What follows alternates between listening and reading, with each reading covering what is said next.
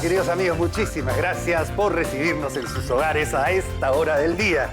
Muchísimas gracias por acompañarnos a hacer este programa. Amigos, estamos iniciando una nueva etapa del programa y esperemos que sea de su agrado, que les dé toda la información que puedan conversar en familia para tratar de solucionar problemas de salud, educación, cultura y entender a nuestro propio cuerpo. Que lo disfruten.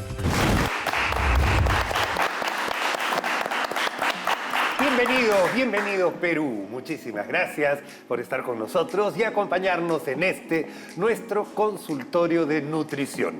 Hay que recordar que nosotros somos lo que comemos. Si aprendemos a comer mejor, tendremos una mejor salud presente y futura.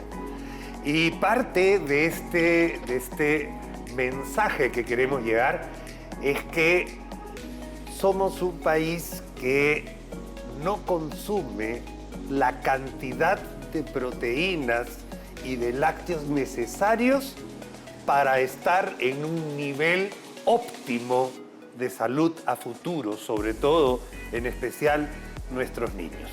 Para hablar de las porciones ideales que deberíamos tener de lácteos y de proteínas y cuáles son sus beneficios, el día de hoy nos acompaña nuestra buena amiga, la doctora Yomi Paz, experta en nutrición. Bienvenida, Yomi, muchas gracias por estar acá. ¿Cómo estás, Tomás? Coméntales cómo es eso, porque comenzábamos fuera de cámaras que no estamos en el nivel ideal de consumo per cápita, digamos, al año. Así es. ¿Y cómo se mide, por favor? Sí, efectivamente, nosotros como país estamos casi en el penúltimo lugar.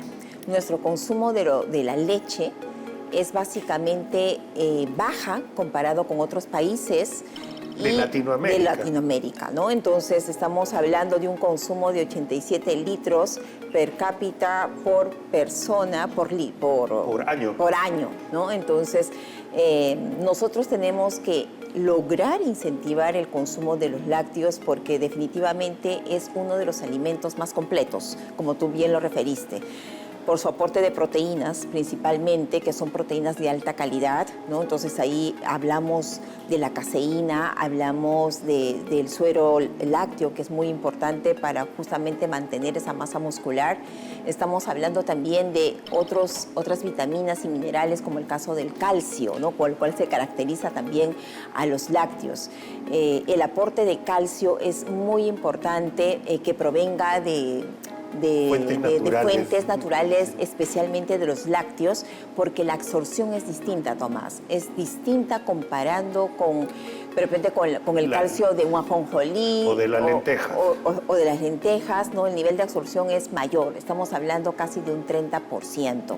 Y es muy importante también, hay muchas mamás dirán, pero mi hijo no quiere tomar leche.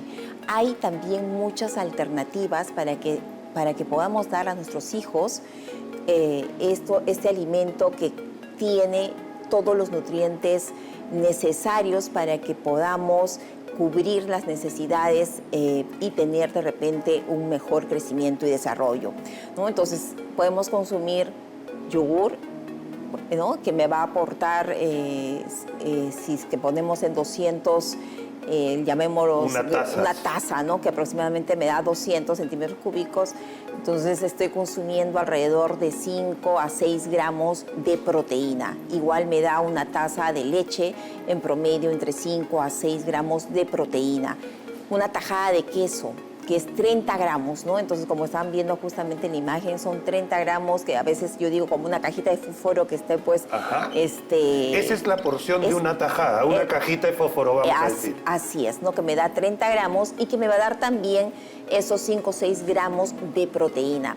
Y otro punto importante, Tomás, es también la cantidad de calcio que me va a aportar estos alimentos. Por ejemplo, el yogur me aporta alrededor de 200 a 210 miligramos de calcio, igual que una taza de leche o una tajada de 30 gramos de queso. ¿no? Entonces... Hay sucedáneos, pues la leche no es solamente la leche. Así Está es. el yogurt, el queso. No sé si entra ahí la mantequilla, por ejemplo. La mantequilla es grasa, es como un batido, ¿no? Entonces es un batido de la grasa de la leche que vamos a obtener una grasa que va a tener otra función principal. Es una grasa láctea, definitivamente, ¿no? Entonces, pero la proteína se centra en el yogur, en la leche, en el queso y en los derivados que pueda tener, ¿no? Puede ser un manjar blanco, ¿no? Entonces, que va a proporcionar también las cantidades necesarias de estos nutrientes que son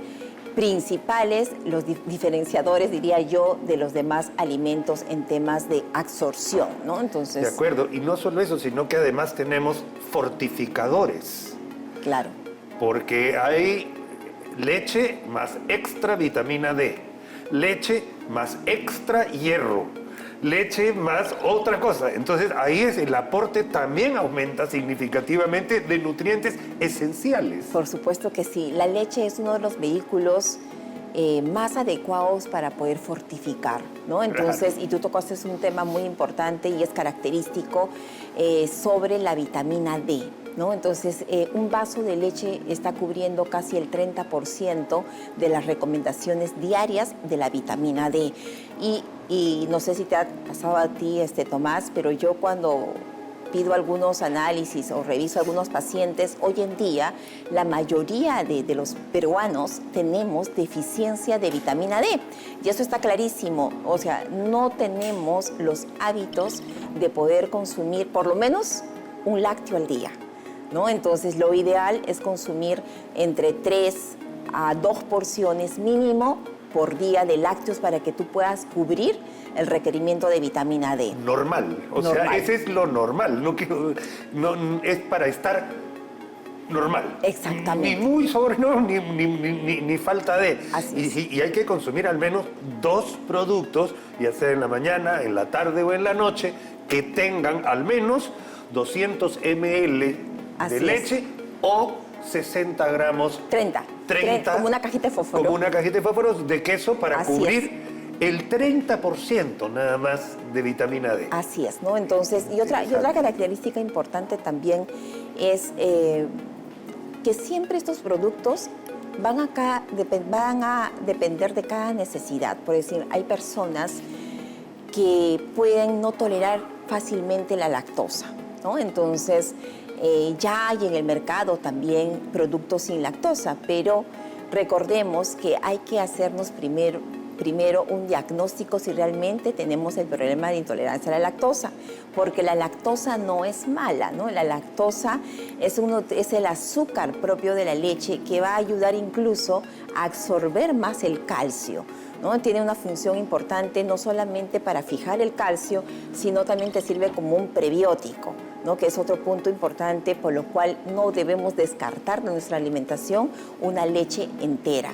Y no tener miedo a consumir una leche entera y solamente elegir una leche descremada.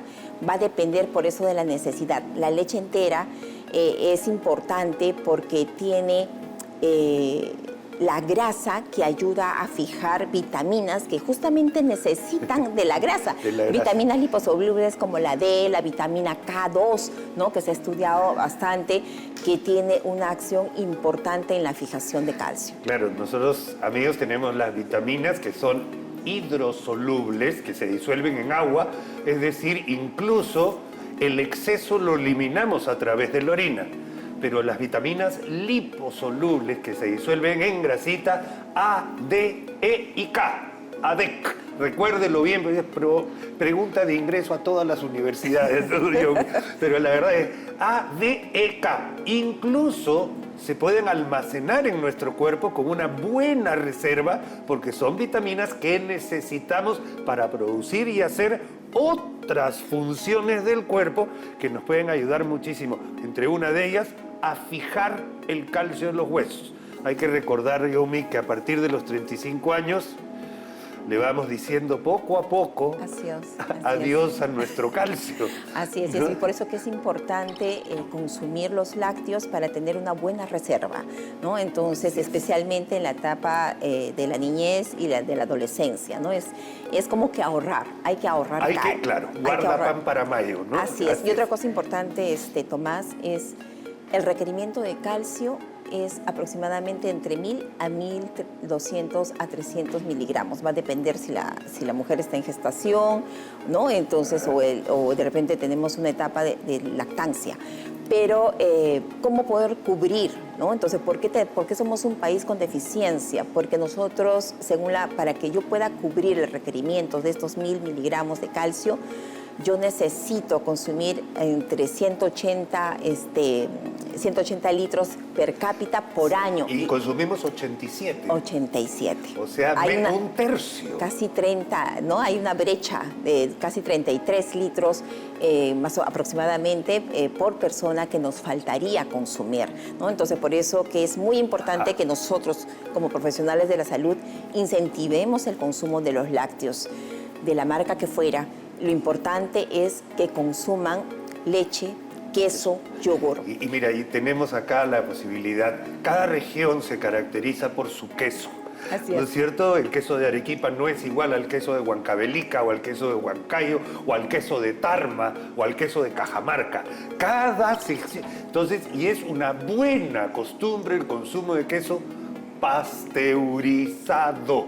Eso tiene que quedar clarísimo y debe estar proscrito. Así es. El queso que no está pasteurizado, portador de la fiebre de Malta, una enfermedad que casi se está erradicando del país gracias a la pasteurización. Así es, y ese es un tema que hay que tener mucho cuidado, especialmente en la manipulación, en la preparación. Si yo hago un pan con queso, entonces tengo que tener de repente el lugar adecuado para hacer estas preparaciones, lavarme bien las manos, utilizar el queso que esté pasteurizado, ¿no? Para no causar ningún tipo de problema. Pero el consumo de queso, según regiones, debería poder subir la cantidad de lácteo que se consume al día, ya que no es tan fácil como antes tener la leche tan a disposición como iba el lechero antes, ¿no es cierto? Así es. Que llegaban tus 2 botellitas de leche en la mañana. Ya no es así. Ahora vienen enlatadas, vienen con otros procesos, pero es algo que de todas maneras tenemos que retomar. Penúltimo país en Latinoamérica, no está bien, sobre todo para el futuro de nuestros niños. Muchísimas gracias, Yomi Paz. Muchísimas gracias, queridos amigos, a ustedes por su gentil atención. Hemos hablado de las porciones de lácteos y sus beneficios. Muy amable. Provecho, aprovecho.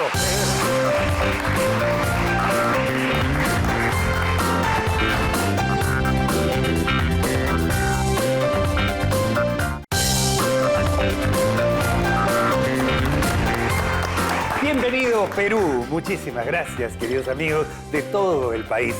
Muchas gracias a ustedes, queridos amigos, también por recibirnos en sus hogares a esta hora del día en nuestro programa. Hoy día tenemos el gran placer de entrevistar a la doctora Eneida Melgar, que es médica del Instituto Nacional de Salud del Niño de San Borja, especialista además en cirugías cardiovasculares en niños. Algo bastante dramático, queridos amigos, porque la inmensa mayoría de estos casos se debe a lo que se conocen como malformaciones congénitas o algunos pequeños errores que pueden haber en la formación del aparato cardiovascular y que requieren en muchísimos casos una intervención rápida, segura, certera, y que obviamente a los padres que tienen un niñito de 5 o 7 días, un mes de nacido, exponerlo a una cirugía torácica, a una cirugía cardiovascular, evidentemente les cambia la vida, pero se las cambia para bien. Hoy día tenemos el placer de entrevistar a la doctora Eneida. Bienvenida, doctora, nuevamente, básicamente para que nos cuente un poco cómo ha evolucionado la cirugía cardiovascular en niños en los últimos años, siendo usted una de las principales gestoras de esto en nuestro país. Bienvenida. Buenas tardes ante todo a su público, que es inmenso. Gracias. Y gracias por la invitación y conocerlo personalmente. Me siento emocionada. Muy amable, doctora, yo también.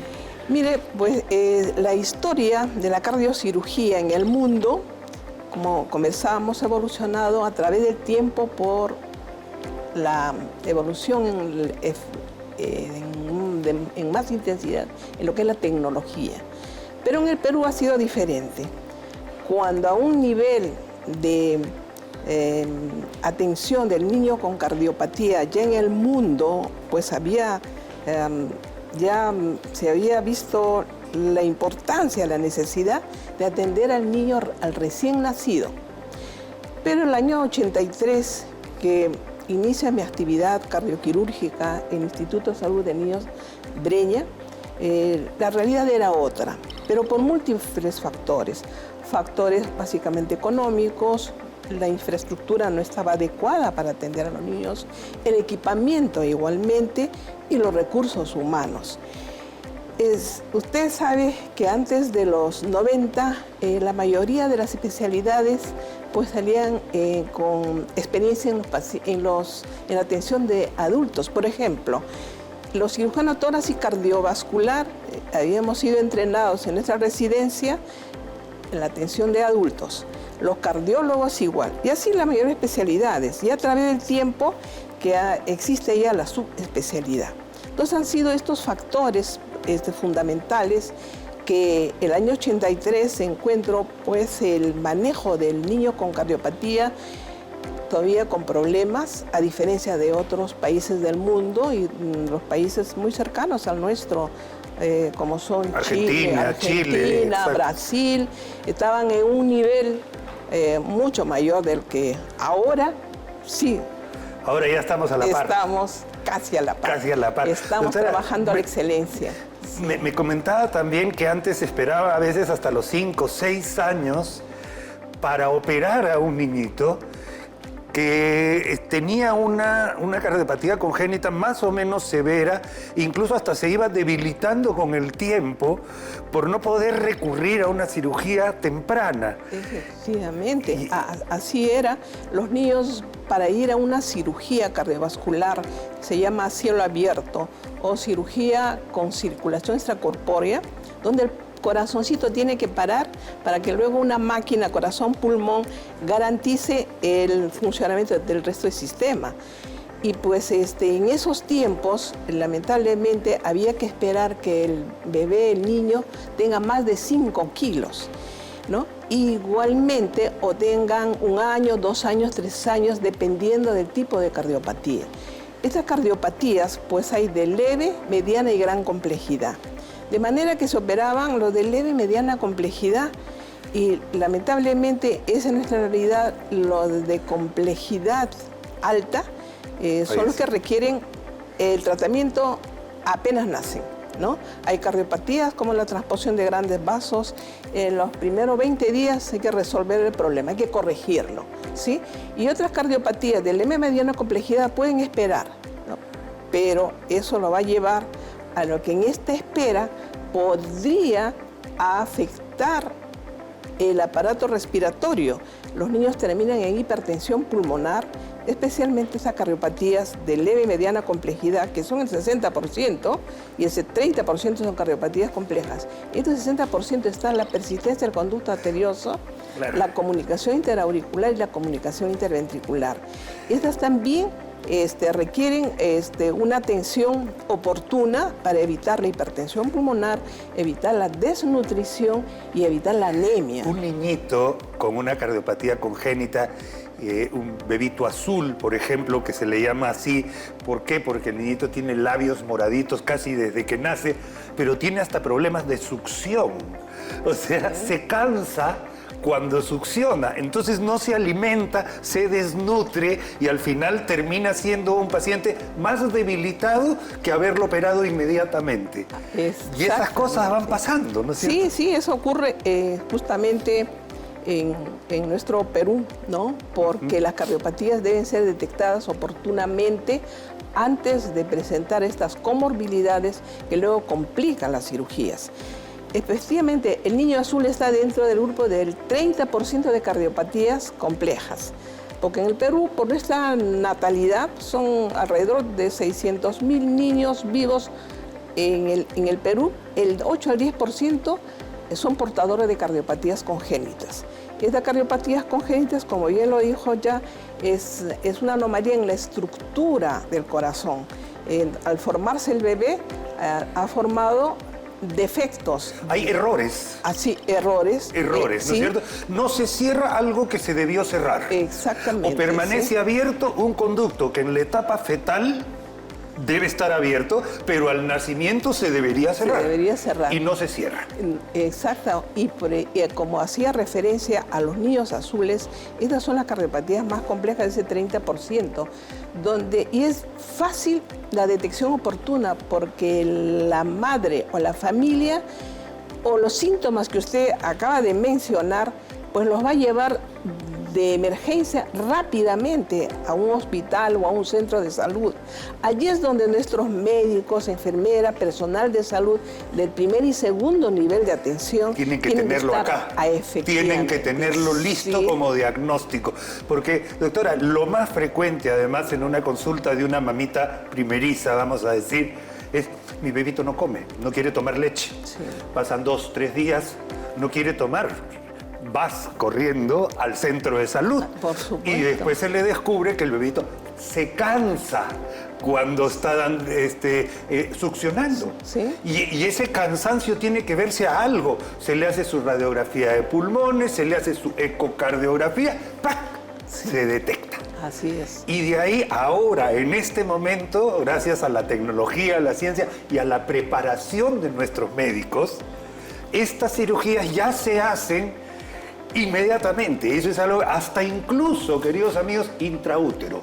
He visto un par de casos, sí, últimamente además, que se puede hacer sin que el bebito haya nacido, gracias a la ciencia, la tecnología y los avances que hay en ecocardiografía y en ecografías. Ahora te dan el dibujo completo y los médicos están haciendo cada vez más expertos, y en el Perú tenemos extraordinarios médicos e instituciones ahora. Sí, entonces en esta historia de lo que es la cardiocirugía infantil en el Perú, pues se ha ido desarrollando muy lentamente, igual por factores que todos los conocemos.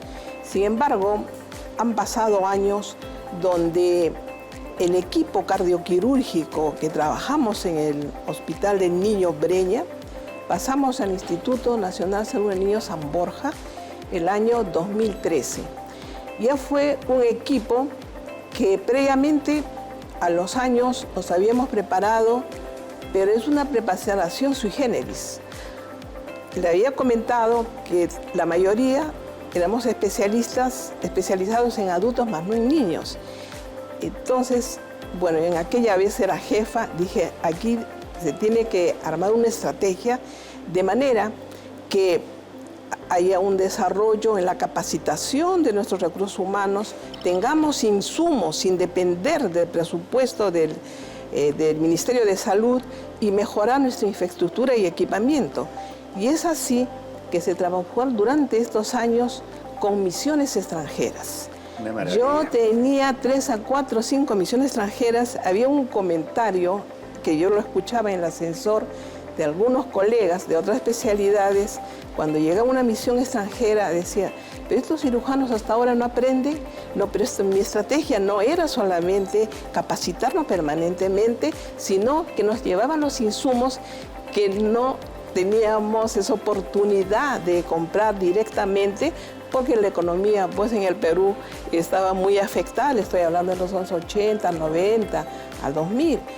Entonces las misiones extranjeras han hecho posible este desarrollo, que es muy importante, y el equipo profesional del Instituto de Salud del Niño Breña, todos estábamos ávidos de aprender más, de capacitarnos. Y cada uno en lo que le provoque, que le gustaba más, según su afición, según sus cositas, y hacían intercambios culturales, ¿no es cierto? Ellos venían y nosotros íbamos también. Y mira que era un equipo multidisciplinario, porque yo decía, ya, como cirujano, envío un cirujano 1 mes, 2 meses a un lugar, al cardiólogo, al anestesiólogo, pero no. Yo decía, no todos tenemos la capacidad de transmitir lo que hemos tenido la oportunidad de verlo en el extranjero, ¿no? 1 mes, 2 meses, 3 meses o 1 año. pero traer una misión completa, multidisciplinaria, o sea, cardiólogos, cirujanos, anestesiólogos, enfermeras, pediatras intensivistas, fisioterapeutas, etc. Esto era pues una algarabía, una fiesta de tener esa oportunidad de conocer otras formas de trabajo, realidades, y beneficiando a nuestros niños. Ahí nosotros empezamos las cirugías de recién nacido. Y esto dio lugar, en estos casi 30 años de haber estado en el Instituto de Breña, que justamente uno de mi personal, del equipo, el doctor Alfredo Hernández Grau, cirujano cardiovascular, fue el primero en el Perú, el año 99, que hace la primera cirugía de la transposición de grandes vasos en un recién nacido de 4 días de nacido. Y entonces eso me alegró tremendamente, por supuesto, me emocionó de que hayamos llegado a un punto de que sí estábamos preparados para resolver, no solamente el cirujano, porque una cirugía cardiovascular es un equipo. Falla el anestesiólogo, el cardiólogo, el cirujano, el perfusionista. Que es la señora encargada de la máquina, que en este caso es una maquinita, porque ni siquiera en esa época, doctora, habían los catéteres, los tubos, ni el tubo corrugado que se necesita, ni nada, porque es un equipo especial pues, para un bebito de ese tamaño. Y eso aprendimos justamente en la misma extranjera, porque llegaban al instituto llevándonos nuevas máquinas de circulación extracorpórea, llevándonos todos estos insumos descartables. Ahí tuvimos la gran oportunidad, doctor, de haber conocido, que se quedó maravillado por venir al Perú y acompañarnos en este desarrollo, el doctor Gerhard Zimmer.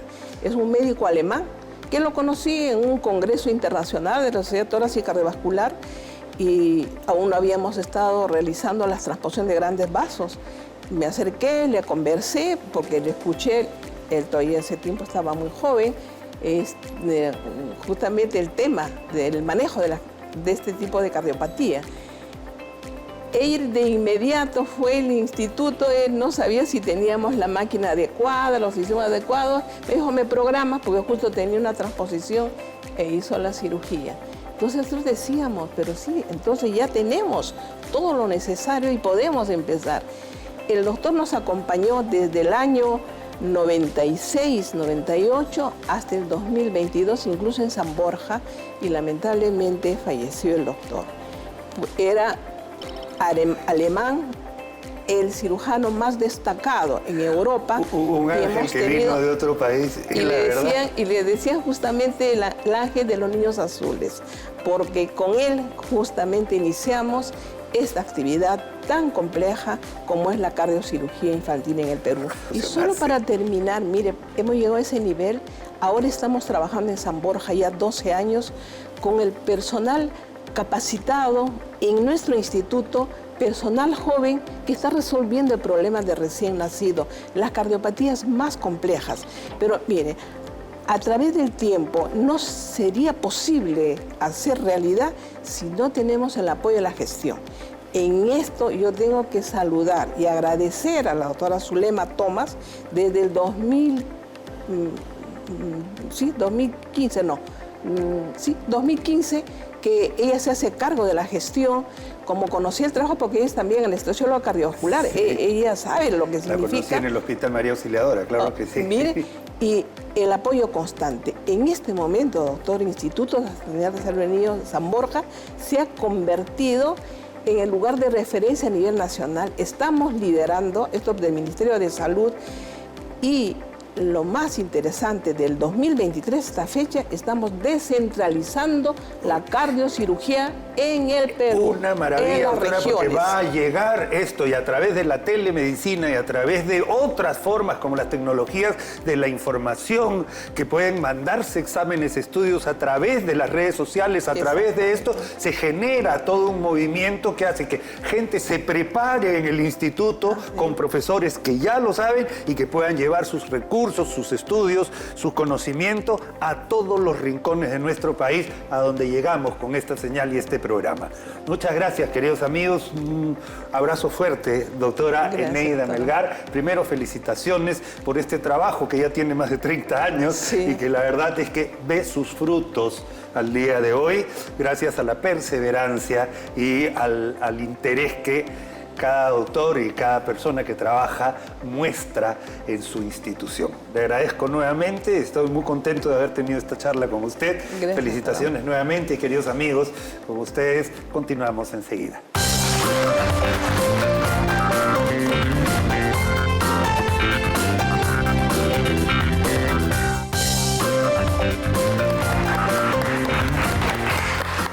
Hola amigos, ¿cómo están? Bienvenidos, muchas gracias. Gracias por acompañarnos y por recibirnos en sus hogares en todo el Perú.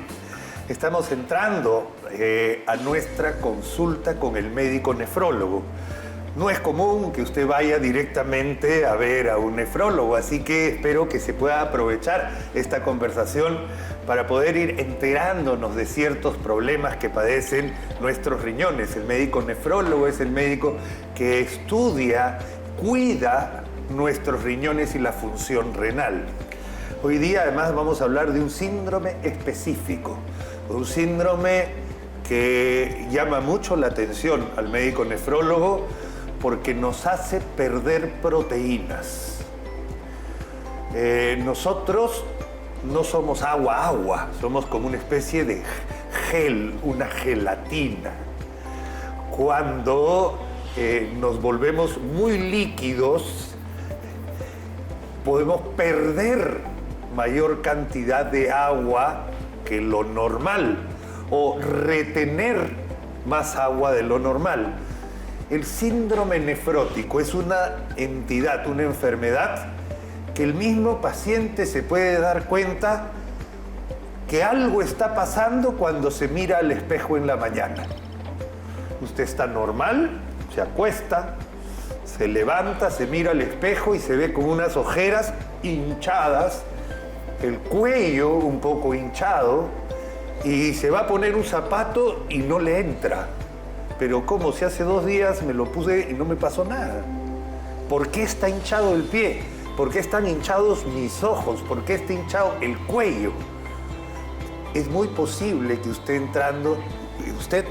en un síndrome nefrótico.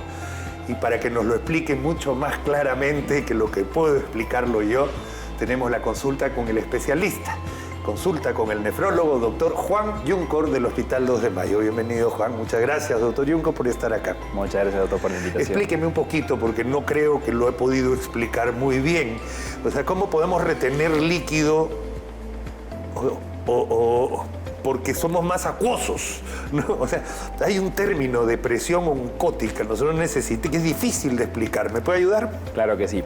El síndrome nefrótico es una entidad renal que lo que falla es nuestra barrera de filtración a nivel renal. Nosotros tenemos una membrana basal dentro de, digamos, al nivel ultraestructural de nuestros riñones que mantiene 2 presiones, o en verdad son 4 presiones de forma equilibrada. Una es la presión hidrostática, que es la presión de la sangre, del agua.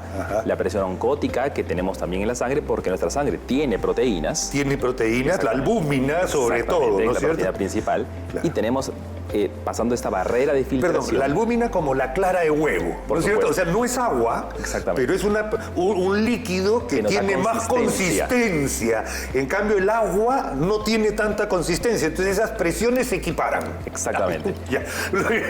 Y después de esa barrera de filtración a nivel del riñón, es como un colador, tenemos igual lo que estamos filtrando de una presión, digamos, hidrostática de lo que uno filtra, y también de lo que filtra como presión oncótica de proteínas, que no deberíamos tener porque la barrera de filtración, este colador que siempre digo, no permite pasar proteínas. No debería permitir pasar proteínas. Exactamente. Excepto cuando tenemos alguna entidad o alguna patología que va a inflamar esta membrana, que es como inflamar nuestro colador, y abre estos poros, abre estos espacios y va a terminar perdiendo proteínas, pasando proteínas de la sangre, que las deberíamos tener ahí, hacia la orina.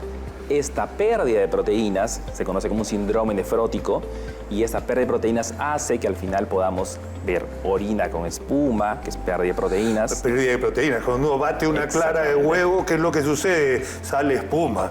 Cuando uno hace pilita en la taza, también cuando hay exceso. No se asuste, amigos, porque la mayoría de las veces yo te digo es porque dejaron detergente, doctor, ¿no es cierto? O sea, eso puede pasar. ¿Ya? Yo me he asustado, ¿ya? Yo me he asustado. Alguien deja detergente en la taza y tú comienzas a hacer y comienza a subir la espuma por el detergente, no es por la orina, pero hay situaciones en las que sí. Por supuesto que sí. Y eso es básicamente el síndrome nefrótico. Es una inflamación de esta capa, de esta membrana basal, que uno termina perdiendo proteínas. Y esta pérdida de proteínas disminuye la presión que tenemos a nivel sanguíneo y va a hacer que la presión salga al tejido, a la parte intersticial, el líquido se va a extravasar y es la hinchazón que nosotros vamos a sentir. Y vamos a poder... Y esa vez es bien impresionante, doctor. O sea, hay cosas además bien súbitas, ¿no? Digamos, síndrome nefrótico es una entidad, o sea, no es un diagnóstico patológico, pero que engloba un montón de patologías, un montón de enfermedades. Varias de ellas son de inicio insidioso, de poco en poco, pero hay patologías que en una semana, digamos, en unos días, en una semana tenemos una hinchazón del cuerpo muy grande, proteínas un montón de orina, disfuncionamos renalmente y es de forma galopante, de forma rápidamente progresiva, que es la famosa glomerulonefritis. Hay otras que son más insidiosas, pero hay distintos tipos. Todas dañan este colador, esta membrana basal glomerular de nuestro riñón. Y las causas son múltiples y para eso pues tenemos que echarnos a buscar la entidad. La verdadera causa del problema que te da este síndrome. Síndrome se le llama conjunto de signos y síntomas que representan una enfermedad, pero no es directamente una enfermedad. Correcto, exactamente. Entonces, bueno, ¿cuáles serían las principales causas o por qué pasaría eso? Primero de una manera crónica y después de una manera súbita, doctor. De acuerdo. Las principales causas, hay siempre para entenderlo un poco, hay dos tipos, primarias y secundarias. Okay. Las secundarias más comunes que tenemos son secundaria de diabetes. La diabetes al final puede... dañar la membrana basal. Y lo va a dañar como un síndrome nefrótico. Perdemos proteínas, nos hinchamos y al final es un síndrome nefrótico por diabetes como tal. Hay otras entidades como enfermedades infectocontagiosas, virus de hepatitis HIV, C, lupus, vasculitis. Son enfermedades inmunológicas que nos van a terminar dañando este riñón. Desarrollan o se desenvuelven como un síndrome nefrótico. Y hay otras entidades que son propias del riñón. No hay ninguna otra enfermedad, como por ejemplo enfermedad por cambios mínimos, nefropatía membranosa, enfermedades focales segmentarias. Son enfermedades que son propias del riñón. En la mayoría de ellas son por algunos antígenos que aparecen y se forman anticuerpos contra estos antígenos. Contra la misma célula que el cuerpo no reconoce a nuestra propia célula, el riñón, y comienza a disfuncionar. No tenemos una causa, como digamos, secundaria. Algo aparece, en algunas personas sí, hay cara genética en muchas de estas, en otras no. Pero digamos, son estas entidades en particular que luego cuando tenemos el diagnóstico del síndrome nefrótico tendremos que echarnos a buscar para dar un tratamiento específico y particular. Ahora, doctor, ¿qué pasa a esta persona que ve que, por ejemplo, ha dormido sus 8 horas y se mira en el espejo y, como dije, el examen, el ejemplo, párpados abotagados, hinchados, cuello un poco hinchado, manos que no le salen los anillos, ¿no? Es una característica también de esto, ¿no? Los anillos que no salen, ¿ya? Y los zapatos que no entran.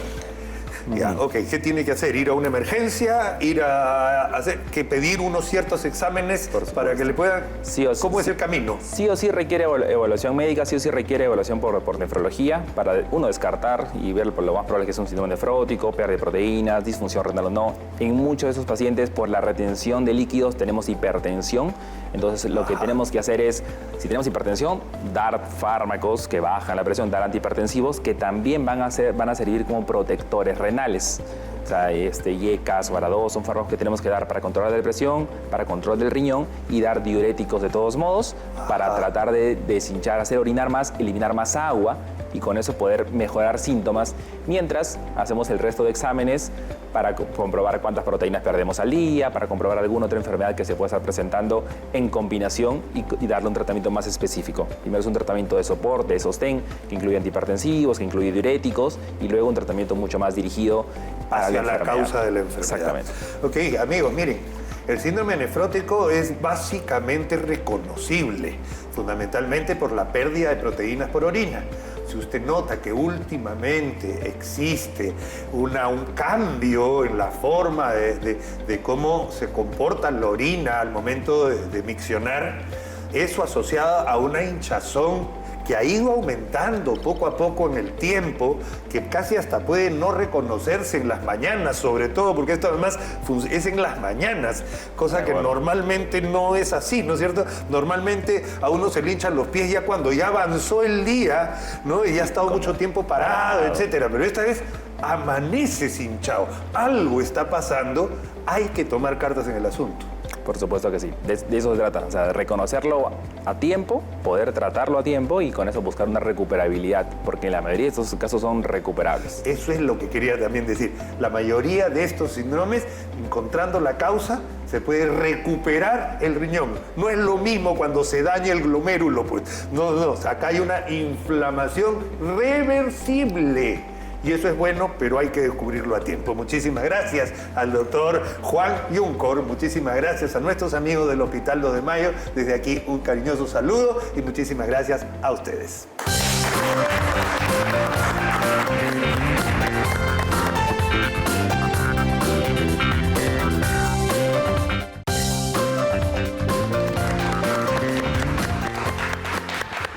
Bienvenidos, hola queridos amigos, muchas gracias. Gracias por estar con nosotros, por acompañarnos en nuestro programa a esta hora del día. Por supuesto, por recibirnos en sus hogares en todo el Perú. Amigos, hoy día estamos en nuestra consulta de ginecología. Y claro, vamos a hablar de un tema ginecológico y hormonal. Y para eso contamos con la experiencia de un médico especialista. En este caso nos acompaña mi buen amigo el doctor Enrique Baldwin Barragán, médico de Médicos Asociados, para hablarnos de lo que está causando un poco de furor, una nueva terapia de reconstitución hormonal llamado el chip. Ese famoso chip que la gente cree incluso que puede llegar a ser algo electrónico. Pero resulta que esto viene a ser una especie de arrocito que se coloca en el tejido celular subcutáneo, es decir, en la grasita de la piel, y que va liberando poco a poco ciertas sustancias que el doctor Baldwin nos explicará. Bienvenido, Quique, muchas gracias por estar acá, doctor Baldwin. Muy amable por tenerme acá en tu set y te agradezco de verdad. ¿Por qué? Porque es importante hacer medicina a través de las redes, a través de la televisión y que llegue a todo el país. Esta información, al comienzo, cuando se inició el impulso de decir existe el chip famoso de rejuvenecimiento, pues no solo se trata de ello, sino se trata de evitar problemas futuros que de todas maneras no va a evitar, por ejemplo, en las damas, en las mujeres, el síndrome de Alzheimer, va a evitar el problema del envejecimiento prematuro de sus óvulos. Ojo, ¿ya? Va a evitar de que su memoria la vaya perdiendo porque es así. La naturaleza ha sido así, pero el hombre ha logrado descubrir que la testosterona evita de que se produzcan estos efectos deleterios propios del desarrollo de la mujer. En cuanto al hombre, bueno, ni qué decirlo, ¿no? El hombre... Nosotros vamos perdiendo una capacidad de producir testosterona conforme vamos avanzando. Por supuesto. Lo que se llama la andropausia. O sea, así es. Por más que se dijera antiguamente, ¿no? Que el hombre no sufría de andropausia, pues acá lo tenemos, ¿no? Yo he tenido la oportunidad de ver cómo mejoran las pacientes y los varones. Entonces, ¿de qué se trata esta...? ¿De qué se trata el chip? El chip se trata además no es hormona humana, ¿no? No es hormona, no es un preparado de hombre o de mujer. No, es bioidéntica, es una sustancia bioidéntica, ¿no? Que puede ser en algunos casos natural y en otras no natural, ¿ya? Pero ya en la actualidad se está incidiendo en que el chip ya no solo sirve para lo que hemos referido, ¿no? Mejora la libido, aumenta la fuerza muscular, mejora la bajas de peso, ¿no? En los pacientes obesos, pero aparte de eso se ha logrado notar que su capacidad cognitiva, o sea, cuando lees un libro a los 60 años y te preguntan, a ver, ¿qué has leído? 2 páginas? ¿Qué has leído? No te acuerdas. Así es fácil. Entonces, pero vamos a lo digamos, directo. Este producto, ¿no? Este producto, lo pueden observar. Este es el famoso chip, ¿ya? Y sus dimensiones, 1.5 centímetros por 0.4 milímetros de diámetro, ¿ya? Se coloca con un aplicador en la región donde tú has indicado, has tomado tu ecografía. Déjalo un ratito más así en el lugar. Sí. Ok. ¿Ya? Viene completamente hermético, completamente sellado. Claro. Y tengo entendido que se está haciendo en el Perú incluso. Por supuesto, sí, porque es tan simple que es testosterona libre, ¿no? Con jabón. ¿Y cuánto tiempo dura? Porque esto se va deshaciendo en el Ya. cuerpo, ¿no es Primero cierto? tú pides el dosaje de la hormona testosterona libre y según la concentración que tenga, que de todas maneras va a estar en el piso, o sea, van a estar en niveles muy bajos, ¿no? Entonces, no menos de 10 meses, Ok. ¿ya? O sea, hasta los 10 meses va a actuar. Pero sí, haces un seguimiento ecográfico y lo vas a identificar. Ya, cuando ya lo identificas, ya sabes. Y felizmente tenemos la oportunidad de colocar dentro de poco a una paciente que me ha descrito sus síntomas. ¿Cuáles son? Decaimiento, sin fuerza. Se siente como antes de colocarse el chip. Por favor, porque sí produce efectos benéficos. De acuerdo. Una pregunta, por ejemplo. Si yo fuera deportista y quisiera participar en las Olimpiadas o en un equipo o jugar tenis en un campeonato y te hacen un antidoping. Ya, no es contraindicado. ¿Por qué? Porque es testosterona libre. No es un derivado de la testosterona. Ojo, tú sabes que la nandrolona y los O otros... sea, estos ya son otro tipo de drogas, los Así que es. se ponen en los gimnasios para Por ser más supuesto, fuerte y todo. son 8 veces más intensos y son detectables porque no deberían estar en el torrente circulatorio. La testosterona, sí. O sea, no hay ningún No, problema. digamos que no es un... Por supuesto, no está contraindicado. No está contraindicado. Así es. Muy bien. Estamos aprendiendo un poquito las formas, por ejemplo, en las que se pueden aplicar hormonas, pero todo esto tiene que ser bajo manejo y supervisión médica. Médica. Esto no se hace en consultorio, o sea, en consultorio se puede hacer, pero no se hace en otro sitio que no sea un centro médico, Así es. porque el manejo de las hormonas es delicado. Así como hay algo que te lo sube, hay algo que lo contrarresta y siempre tiene que estar en equilibrio. No se debe uno manipular un sistema endocrinológico que está en equilibrio y para eso solamente manos experimentadas, manos médicas que puedan manejar las situaciones y las complicaciones que pudieran presentarse. Claro. Las complicaciones, lo sabemos, ¿no? Puedes condicionar de que has colocado demasiada concentración de testosterona libre y entonces, ¿qué pasa con la glucosa? Se cae. Esas cosas se manejan Un por médico. un médico. Entonces, y eso además tiene las herramientas como para poder solucionar cualquier tipo de estos problemas. Muchísimas gracias, queridos amigos. Una forma diferente de recibir hormonoterapia. Gracias.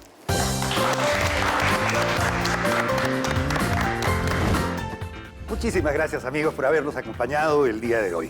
Recuerde, todos los días, de 2 a 3 de la tarde, estamos aquí en nuestro programa para dar un mensaje de prevención en salud, educación y cultura. Nos vemos. Muchas gracias. Chao, chao.